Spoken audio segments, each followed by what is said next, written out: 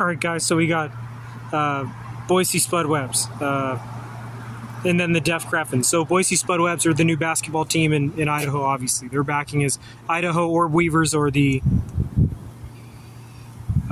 Boise Webbers or the Boise Weber Knights, right?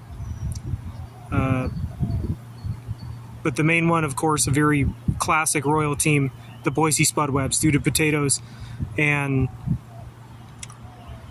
spider webs. And then, of course, we have the sadness of Deaf Kreffens. So Deaf Kreffens is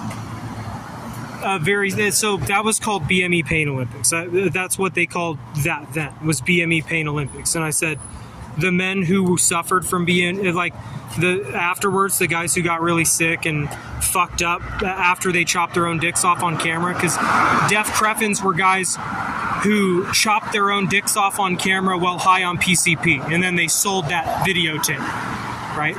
The guys who recovered for that, and that was a true story called BME Pain Olympics in Europe, and the men who survived after that, and people actually saw them and stuff, and the way that those men behaved, those men are called Deaf Kreffens, and that system of exploit is called Deaf Kreffenism, okay? And then the